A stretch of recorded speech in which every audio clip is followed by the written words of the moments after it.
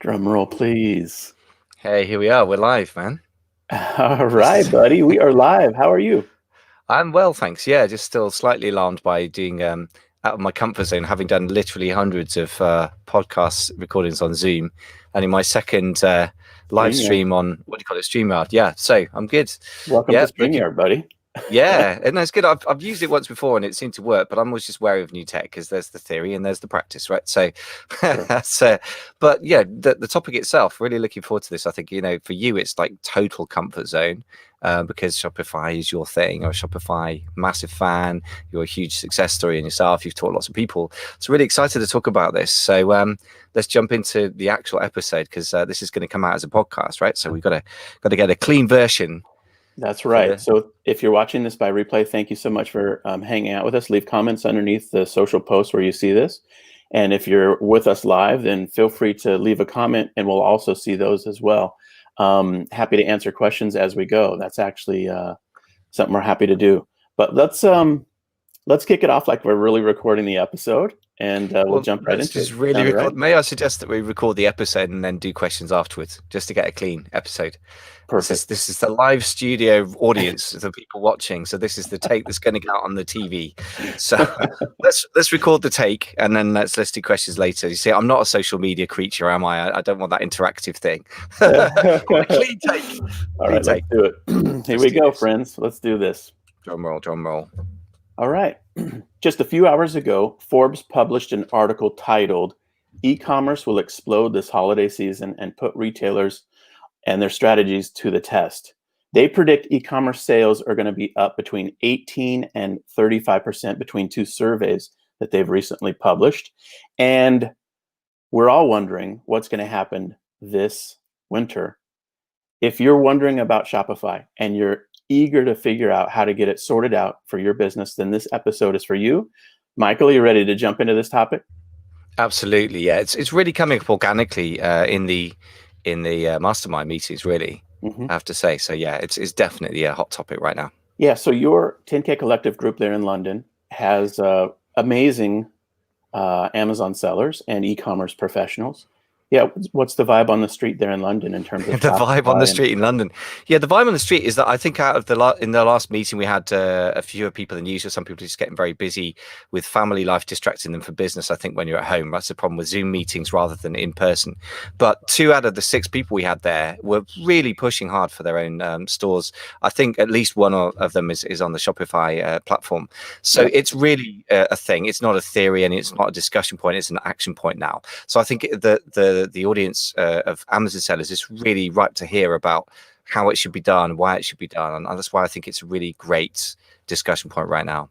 Sure. Yeah. Well, talk to us a little bit more about what they're feeling, what they're thinking, kind of why do you think that's occurring? What's going on in their minds and where they're at with their e-commerce efforts? Sure. Well, I think, first of all, what you said about e-commerce exploding, I mean, I've heard that people are predicting Amazon might ramp up as much as 150 to 200%, which is an insane figure now. It doesn't even have to be a fraction of that for it to be an incredibly exciting time. And as Amazon sellers, as a percentage of e-commerce is so big on Amazon, we stand to take a huge percentage of the revenue.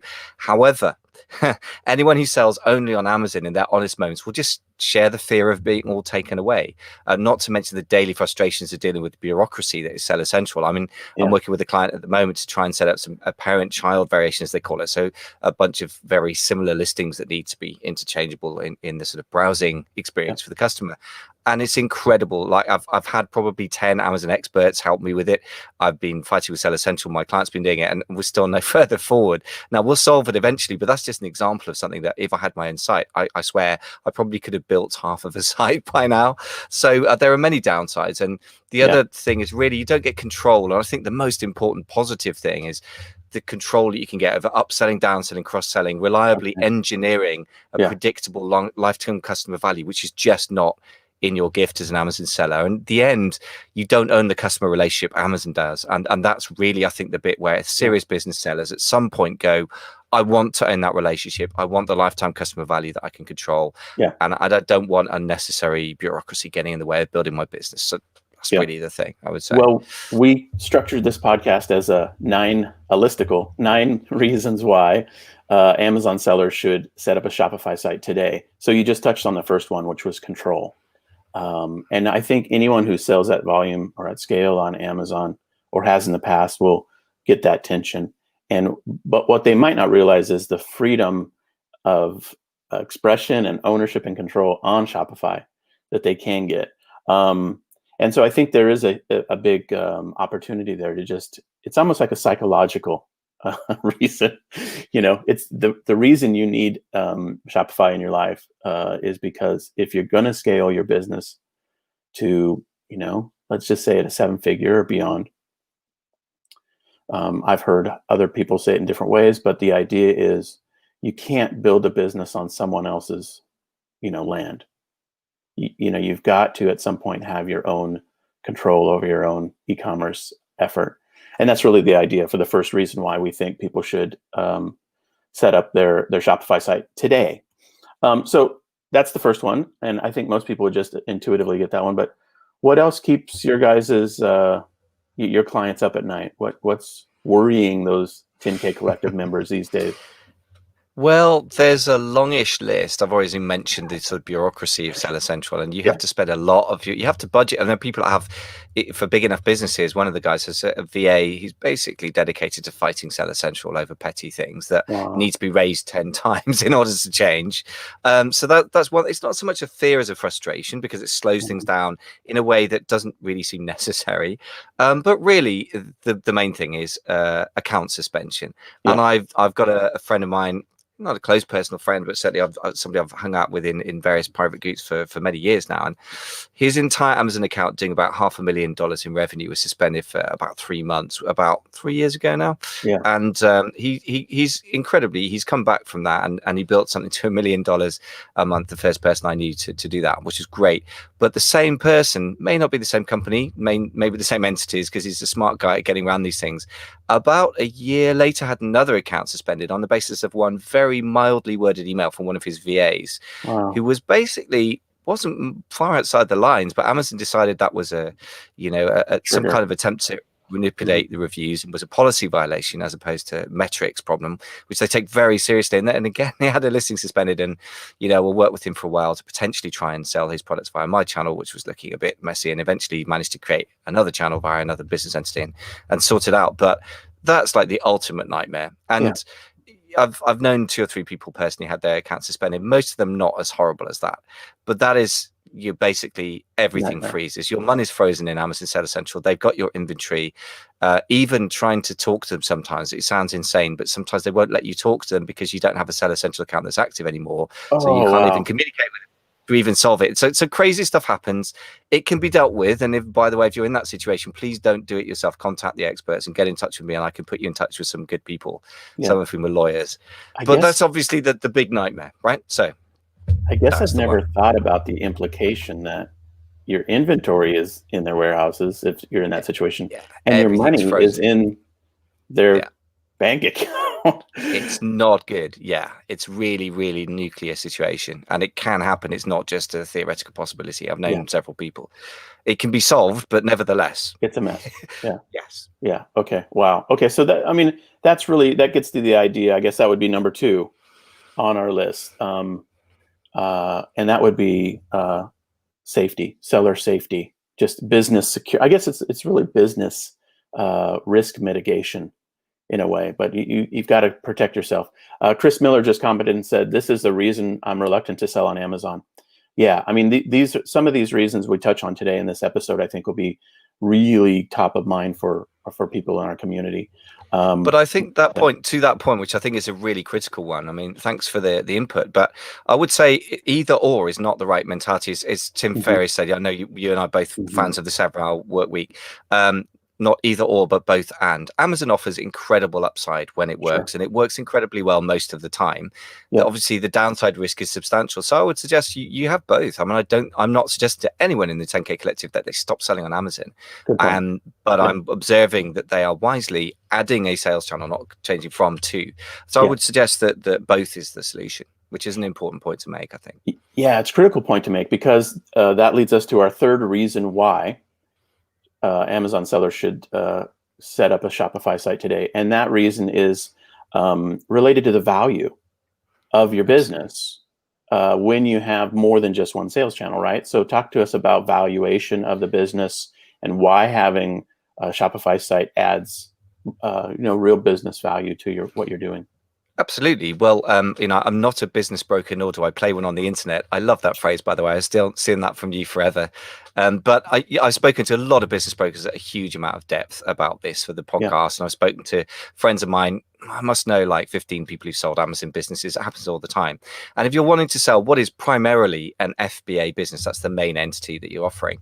Nevertheless, the multiple of the EBITDA for an off Amazon with a business with a substantial off Amazon component in terms of sales channel is higher. What that means, EBITDA is a fancy word for the profit, basically, or strictly speaking, it's a seller discretionary earnings. So more or less, the profit that falls out of the business, whether you take it home yourself as the owner or whether you keep it in the business, right? That figure is the one that is used, and then you add the multiplier. So you multiply by the multiplier, and that it gives you the value of the business. There are about 20 ways of valuing a business, as I understand it, but that's the one that's commonly used in the e-commerce space that I've seen anyway. Sure. And for a pure Amazon-based business, you're looking at about 2.5 times the annual profits, basically, is the value of the business. Maybe 3 if it's big enough. Now, I don't know the exact multiple you're going to get if you add 30% of your revenue or so on Shopify, but it's going to be up to maybe 3 or 4 times, which means if you think about it, you're making the same profit, but you're suddenly getting a vastly bigger paycheck when you sell the company, which is just fantastic. And that includes the money you've taken home yourself as a seller, as an owner of the business. That's part of the thing you multiply. So it's a beautiful thing. And so it's a really seriously great reason, a very positive reason to add a substantial part of your business outside of Amazon. And nevertheless, it's primarily the same entity, Yeah, and I guess to just articulate that a little bit differently, if you look at it from sort of a different lens, if you're a buyer of a business and you ask yourself, what am I buying? There's value to having a real brand that has a proven community of customers. And you don't have that on Amazon. You can have a private label brand. I mean, you can have a brand, but you can't prove the social proof and strength of the brand separated out from Amazon. But with the Shopify platform, you can say, we have a powerful brand and we've got 600,000 customers that have come through, we have the data on, or, whatever it is. And those are the elements that create the value for your future sale of your business. Absolutely. That kind of stuff. Yeah. Absolutely right. I mean, that's one interesting case study that's kind of working its way through the 10K Collective Mastermind, which I can't sort of speak to as a completed case study yet. But somebody's working on a business sale with some brokers, and they're aiming for 4 to 5 times EBITDA, which is a seriously good multiple. And the reason isn't primarily the sales channel thing as so much as the customer data that they've collected, primarily through sort of WordPress / Google SEO and that sort of thing. But it's the customer relationship ultimately, and how that shows up, email lists, retargeting lists, and so forth. But it's really about that relationship. And as you say, that's another way of saying a similar thing, except it's not just about the sales channel. It's about, as you say, having a real brand in the sense of a set of customers who love what you do and feel connected with you and your brand. And so it's another way of looking at the same thing. But so it all comes to the same thing, which is creating your own real business. And it sort of refers back to your point number 1, which is like psychologically owning the land you stand on is a healthy thing, Yeah, sure. So look, we've articulated pretty well why we might want to have an alternative to Amazon. So that's pretty clear, I think. But why Shopify specifically? Yeah. Oh, it's a great question. Love talking about Shopify. I consider myself the ultimate Shopify fanboy. And we took the journey to migrate to Shopify when we were really looking for tech solutions in 2013. Was really the breaking point for us. We had scaled on WordPress with various shopping carts. And so that when we went on the hunt, and we looked at all the options, what's out there, what's available. And we were really, really fortunate to have chosen Shopify before many people had really heard about it and really understood the value proposition of what Shopify has ultimately built. And we've just been incredibly honored and blessed to be a part of it. They featured us in 2014, and that was fun. And we've just had a great time with it. And so I speak from my own, personal experience. I also speak from my experience being an e-commerce operator for, what was it, 4 years, on WordPress. And so I understand both dynamics. Now, I haven't tried all the other platforms. I do, have clients that I've worked with who have used other platforms. I can't speak to them from firsthand experience, but only through third party perspective. But I just like to talk about the power of a few of the ideas related to Shopify and why they're so beneficial. And I'll just say this would be the fourth thing in our list of 9 reasons why, and that's scalability. The reason we ultimately had to find a new solution was because we achieved the big goal of having traffic to our website. And that's like the e-commerce new folks. Their first goal is, how do I get customers to my Shopify or to my website? Right? But that's not the long term. That's just the first goal. Then, but that goal creates a new problem, and that problem is that your site will start breaking, and it breaks in many ways. And I could chronicle all the ways in which our WordPress platform would break. Many points of failure are just obvious in that system.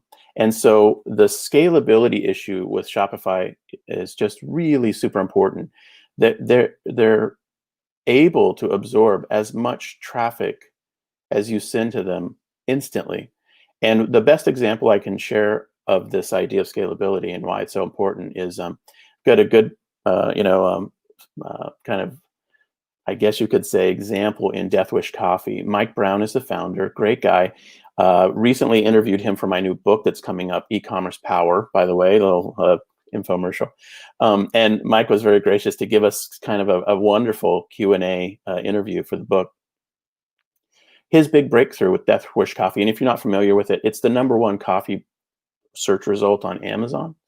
It's just crushing it and has crushed it for years now. And it's a wonderful story. One of his breakthrough moments was when he got a commercial in the Super Bowl because he went through, a kind of a contest, and he won. I mean, his brand was featured in the Super Bowl with a free commercial, and he was on Shopify. And so, of course, he let Shopify customer support know ahead of time, hey, my site's going to be featured in the Super Bowl. But what happened into his sites as he looked at it, and I don't remember the exact numbers, I should ask him again so I have this story exactly correct, but he went in essence from dozens of visitors on his site in that moment to something insane. Like it was literally like hundreds of thousands of visitors on his site instantaneously. Now, if there's ever been a use case for scalability problems or challenges, I would think that would be it. And Shopify held up fine. His site did not crash under that pressure. And the reason is because Shopify is a massive company. They employ massive server balancing and load management tools and techniques, and they can manage any traffic you can throw at them. And that's super important.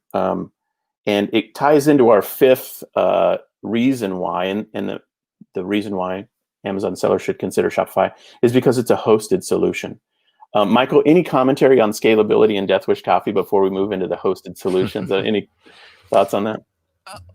Yeah, well, Death Wish is a very, very cool e-commerce success story, and obviously, I didn't know that you'd interviewed Mike Brown. That's really cool. I mean, but yeah, I think scalability is critical because here's the thing: that if you're going from Amazon to something else, you're used to Amazon handling, things at scale, and it would be a bit of a culture shock to go to something that you have to repair yourself all the time, and it would be a bit like going from working sort of at a high level for a really big company to kind of running a really dingy little corner shop, wouldn't it? It would be a very disappointing thing. So that's great to hear. And yeah, scalability is critical, because there's no point in going out of the frying pan into the fire. If I'm thinking about, again, creating a sellable asset in your business and what would a buyer want, well, they really don't want something where it's going to break all the time and you have to be some kind of computer whiz kid just to get your site to work, because that sounds incredibly unattractive.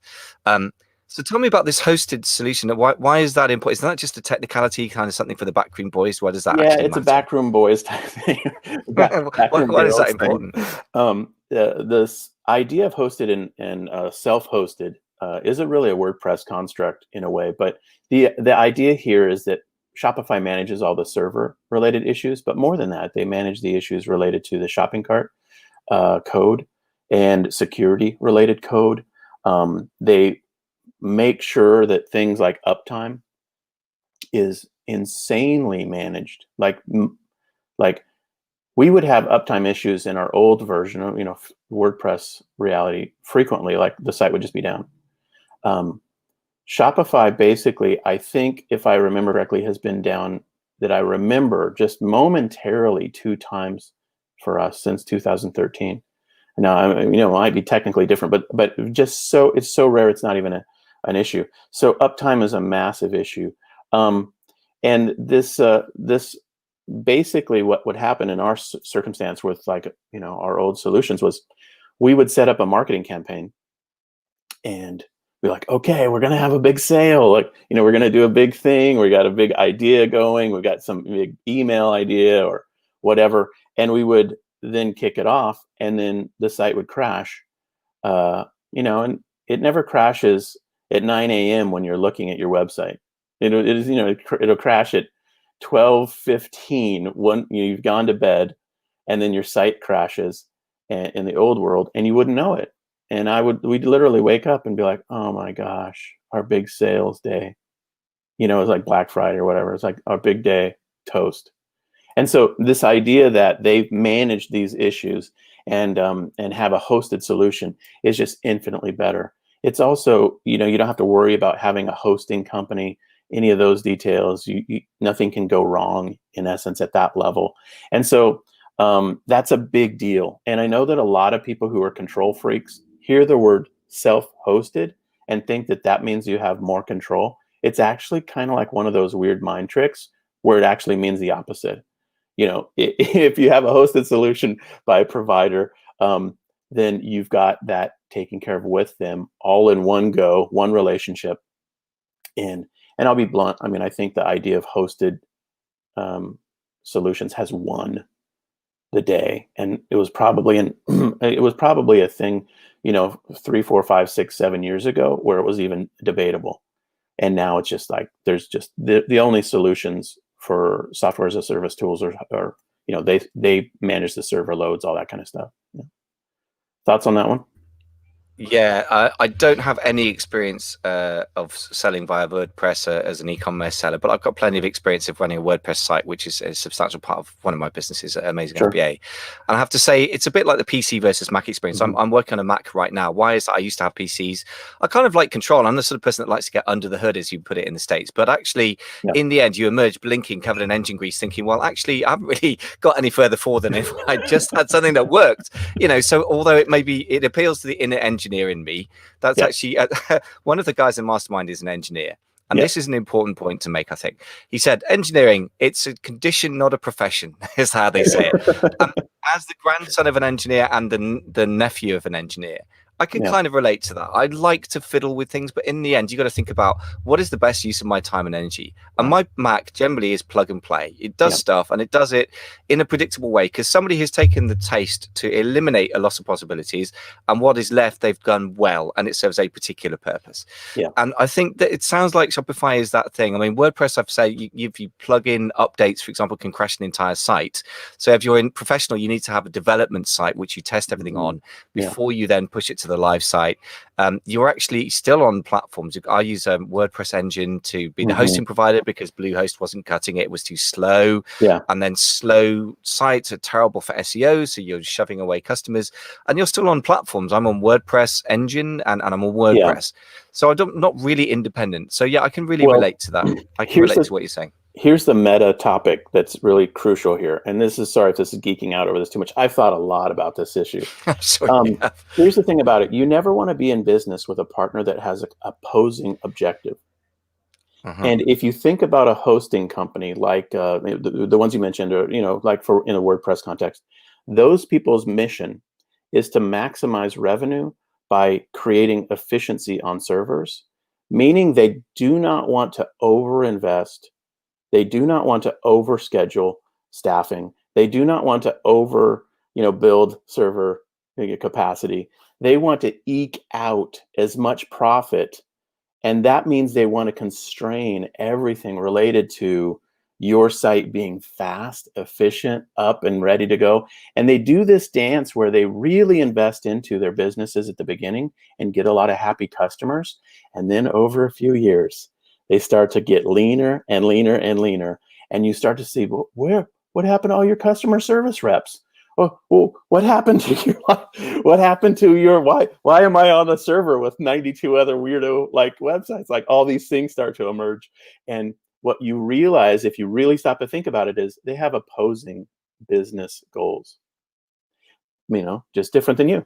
And so what Shopify's goal is to facilitate the transaction with you in the e-commerce, exchange. That's what they're designed to do. They make money and grow their business when they have happily executing vendors and store owners. And the harmony and alignment in the goal structure is really sort of the meta issue. But anyway, I could go on and on this one. So let's keep going on our list here. What do we got next? Reason number six. Yeah, deep list of A-list supporters. So you mentioned some really great people here. So Yeah. so let's have a couple of the highlights. Who is a big fan of Shopify alongside you? Well, I think the first group I was going to just comment on is the um, well-known marketing professionals of the world: Damon John, Tim Ferriss, Seth Godin. These are people who, in 2013, when I started to be exposed to Shopify, were advocating. They were doing something called the Site Build Challenge, I think, back then, every year. And if you built a website that really scaled, you could be invited to some private island where Tim Ferriss would mentor you for 3 days. That was the kind of annual idea. And it was a timing thing where you had to start your store at a certain time and then have sales occur for a certain time. And we started our store literally like the 3 months till the close of the contest.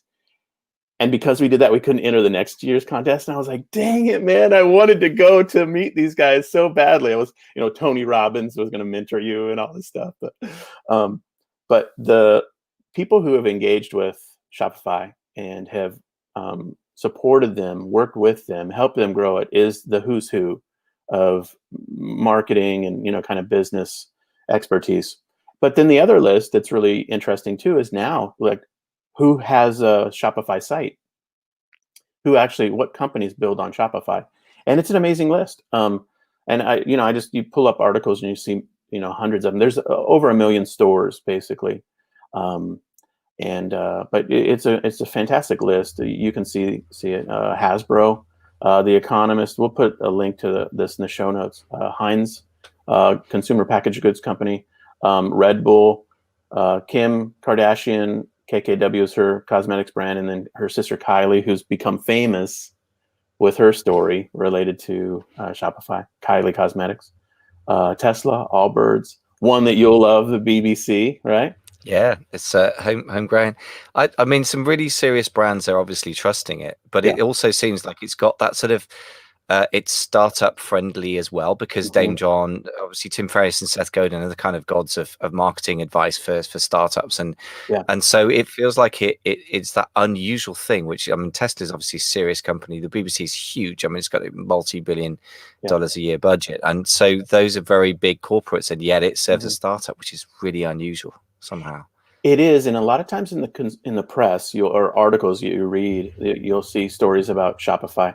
And I guess I should say, just as a commentary and like a separate comment, I'm an investor in Shopify. I started investing in Shopify in 2017. I guess I should disclose that Yeah, just so probably should. everyone knows. I love Shopify. I've built my business on it. I've made a lot of money on it, and I've invested money in Shopify. So I guess I should just disclose that. But anyway, the big companies use it, and a lot of times in the press, it'll be positioned as the small business solution, but it's just transcended that. That's just not Yeah. accurate. It is the e-commerce platform solution for anyone who wants to have their own effective e-commerce business at scale, small or And I large. have to admit, even though I spend a lot of my life talking to e-commerce sellers, of course, I had no idea that such big companies were using it. I'd always seen it as the small business solution, so it's news to Yeah, me. So it's yeah, worth knowing. I mean, Tesla is the most valuable company by market cap, I believe, in the car space in the world. Right? The BBC is multi-billion-dollar a year corporation. These are not small companies anymore.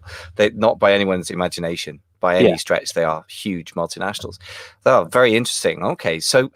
Now, I know that the seventh reason you put down here is the integration partners. What does that even mean in English? What does integration mean? Sure. Shopify basically has created a system whereby you can use it as your single source of e-commerce, kind of product and listing management, and can sell on multiple platforms. The probably most prominent one being Walmart. That is a big, big deal. Walmart has come on the scene in the last few years in terms of their passion and enthusiasm for e-commerce, and have launched a third-party seller opportunity like Amazon is, obviously scaled so successfully. And so they've done that in collaboration with Shopify. You could use integration tools.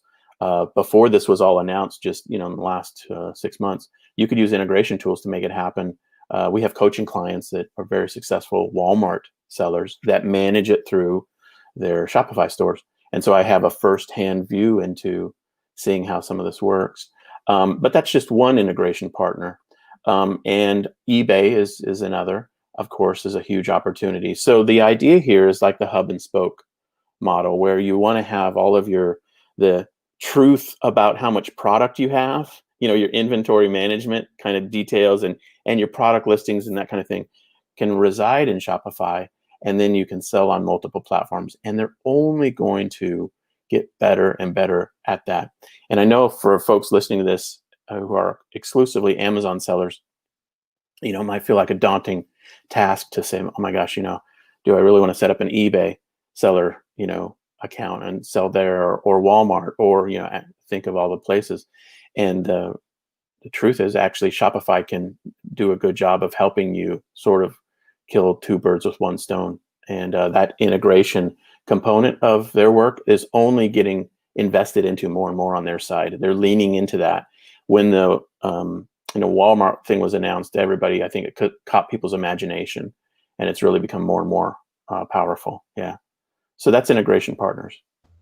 Excellent. I've got two thoughts on that. One is the Walmart thing. I mean, lest we forget, Walmart is still much bigger than Amazon by revenue, as far as I understand. And also, I think that the Walmart Amazon thing, it goes deeper than you might think, because I believe Amazon pinched, or whether he'd retired and was stolen effectively for Walmart. They got one of their fulfillment managers to help build the FBA warehouse system, because Walmart was really, really good Mm-hmm. at that stage, better than Amazon at shifting lots Mm-hmm. of randomly shaped and Yeah. sort of weighted consumer goods through warehouse systems. So it's not like Walmart doesn't have the sort of chops for doing some of the stuff that Amazon does.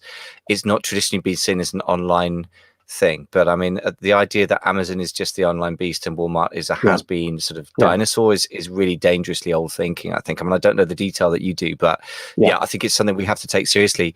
The other thing, though, coming back to your point number one, which is mentally taking back ownership, literally and mentally taking back ownership of the land you build your business on, as it were. I think the hub and spoke model, as well as being a practical solution, ties in with that, because you literally own the Shopify store that you've got Yeah. everything on, and then Amazon becomes, it finds its rightful place, a very serious sales channel, maybe the biggest, but Mm-hmm. not the only one. And mentally, you don't suffer the anguish of feeling like Amazon owns your business, because it's clear differentiation. You own this bit, Amazon Yeah. owns that bit, and they're a partner. So just seems to tie in very well for me.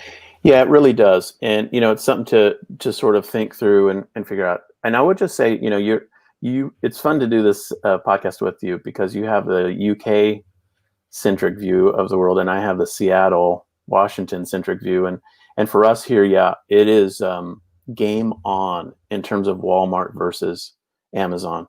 And I don't know in the UK how big a deal Walmart is, but in the US, it's obviously just, I mean, a massive, massive part of the American retail culture.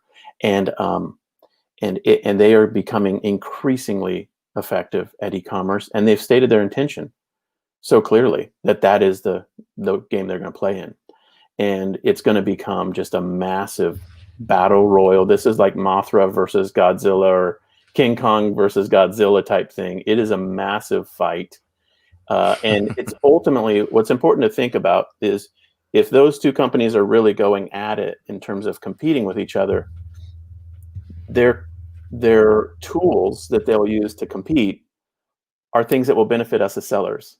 You know, like that they're going to level up their like, oh, watch us do this, watch us do this.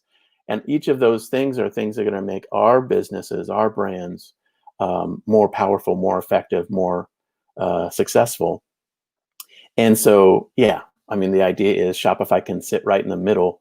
You can also just, I'll just say this. I know this is not an Amazon-centric view, but Kyle, my business partner for our coaching and consulting business, he sells on Amazon, FBA. He also sells on a Shopify site, but he fulfills all of his Shopify orders with literally from his phone. I think it's literally 2 taps with FBA. So don't forget, Amazon can be an integration partner effectively to fulfill orders through your Shopify store. And I know that's spinning the whole world around for Amazon-centric sellers, but it works perfectly. It's simple, and it allows you to sell on your Shopify site and fulfill inventory managed under the FBA system. It's a beautiful thing. Absolutely. So 2 responses to that. I mean, first of all, yes, Amazon is really 3 things, and we always get taught, if those who are new to Amazon get taught it's one big thing, but actually it's 3 things. It's an incredible source of qualified traffic, so shoppers with their accounts, their wallets open, as it were. Yep. It is a sales channel, and then it's a fulfillment channel. But you don't have to use it for all of them. You could send traffic from a blog, so a Google SEO driven site, which is what Ashley Pierce, one of the 10K Collector Mastermind members, is specialized in, and he's the guy who's aiming for the 5 times EBITDA exit, because not of his Shopify channel, but because of his Google traffic strategy. And then he sends it to Amazon, and then Amazon FBA fulfills it.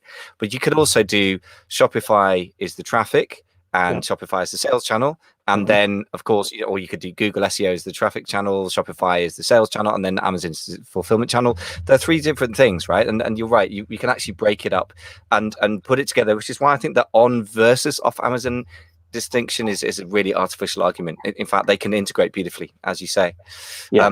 Interesting. I was just digging around about the Walmart question. Walmart famously owned Asda, which is one of the big supermarkets here in the UK, sort of budget type supermarket. It's actually getting rid of it. It's selling it in order to put the cash back into the US. Now, that probably says more about the UK economy's future versus the US's economy's future, rather than Walmart not being a serious competitor. They've obviously decided there's more money to make in the US, which is a bit of a big hint to anyone listening who's based in the UK. Please sell on Amazon.com or in Shopify and sell in the US, because there's a big consumer market there versus the UK economy, which has not probably got the brightest future. Well, I just one comment on that. It's a well-worn path for Walmart at this point to acquire and shutter. That is their interesting. strategy. I didn't know that. That's what they do, is it?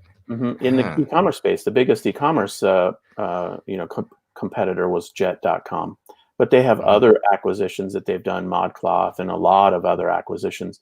But they frequently, I think what they're doing is acquire to hire, really like talent acquisition. I think what they're doing is they're buying companies so that they can have all their great employees, and then the brand itself is dissolved. And Walmart is, it's a mono brand type approach. Whereas with Amazon, they bought Whole Foods, which is a very popular higher end grocery store in the US, and they're keeping that as a brand.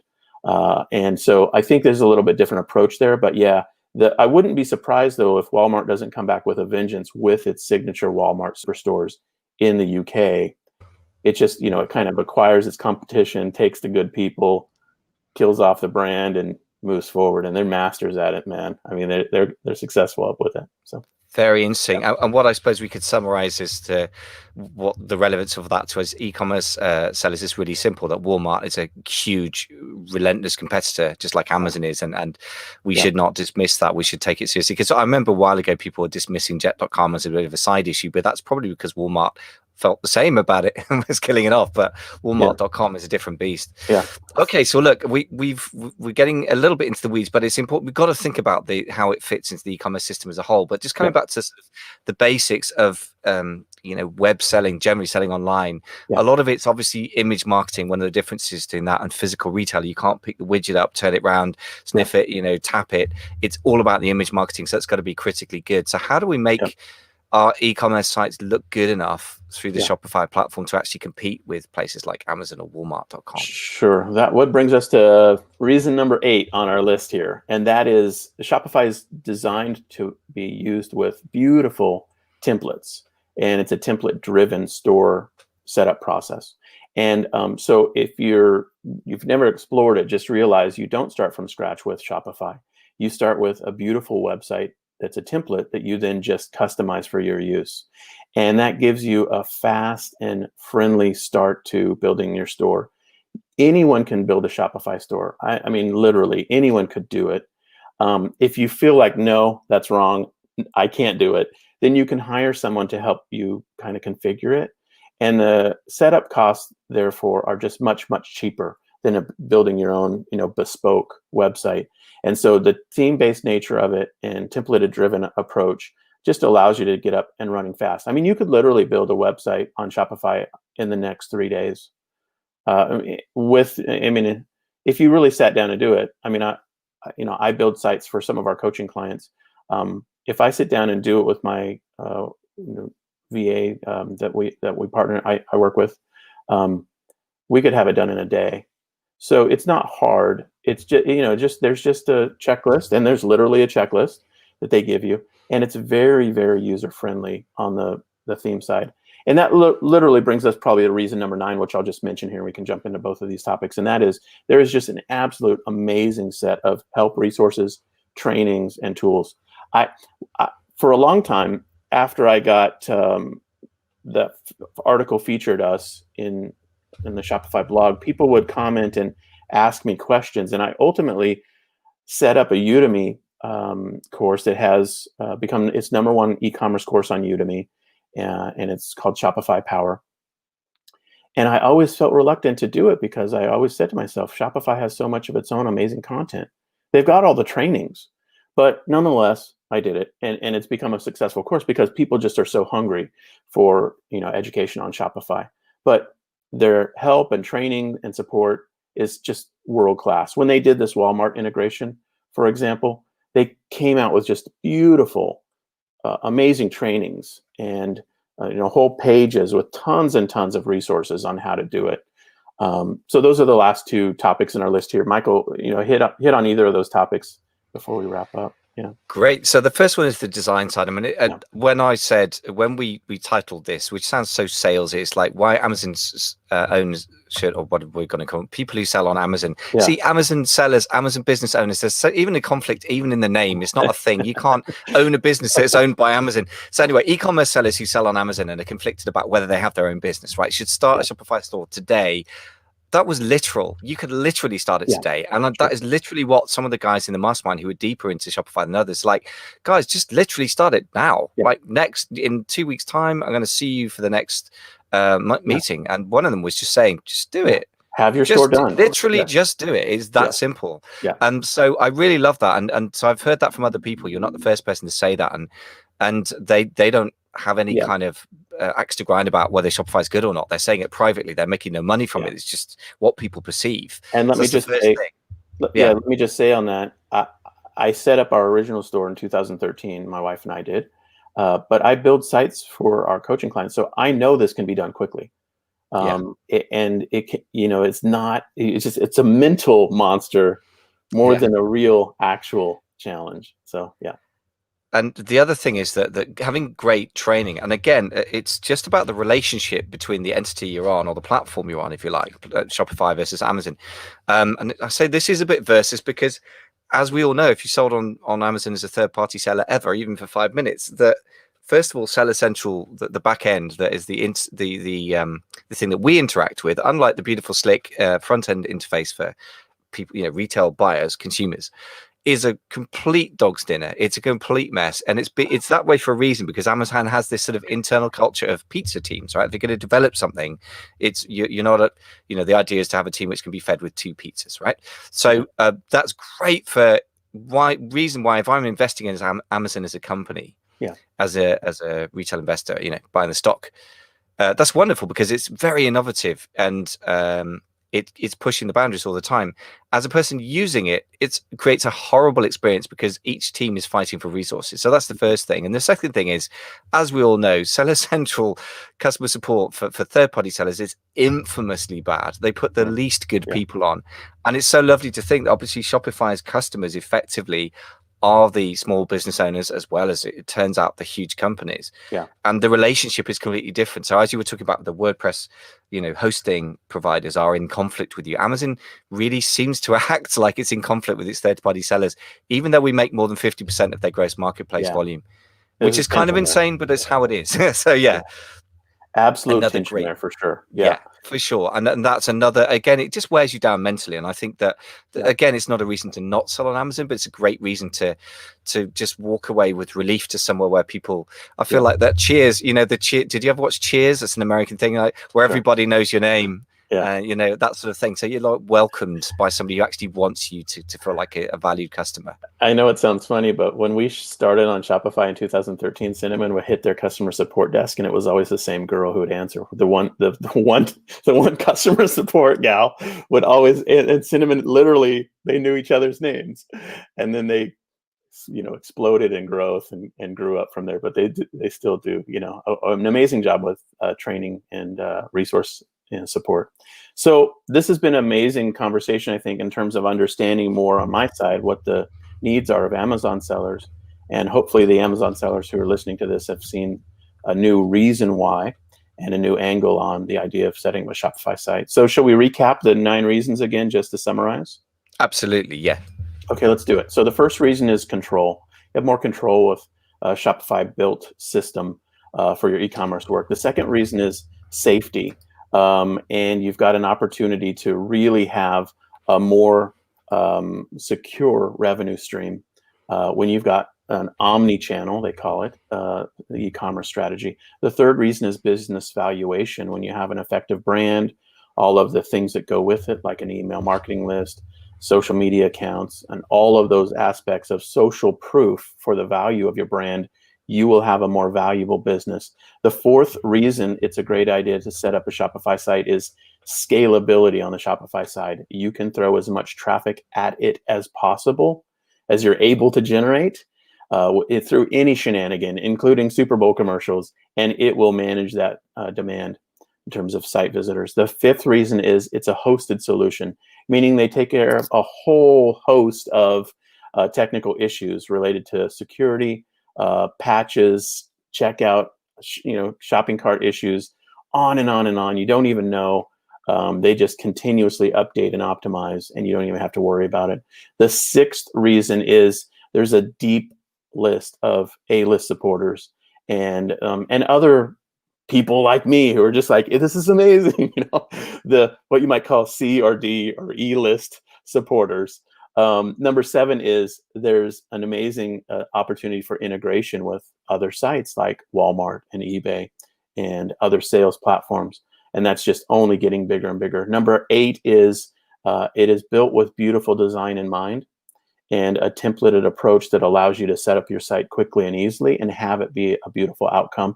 And the final reason is they have fantastic support.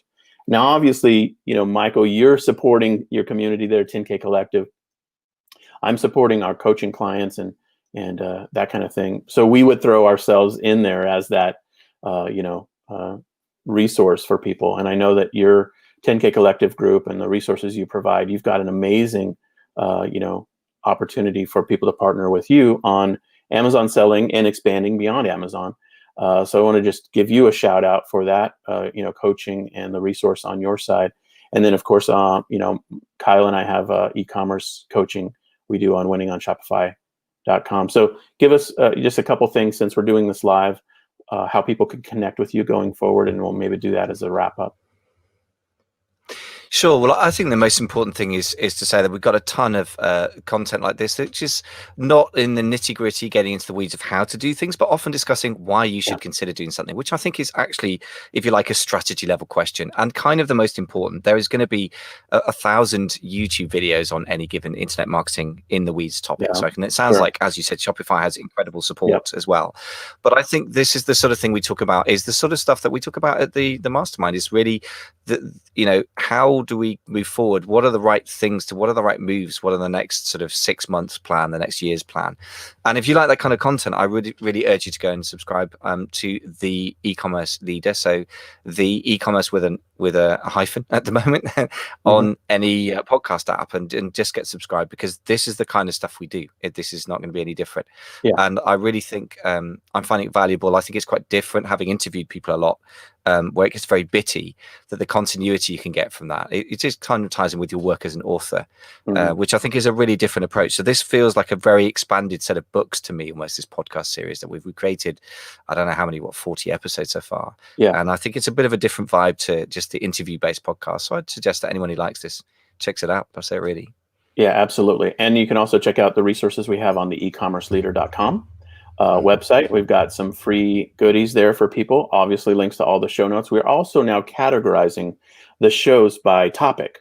So if you really want to geek out over traffic, for example, or business model, or we've got like 6 or 7 specific topics that we dive into frequently.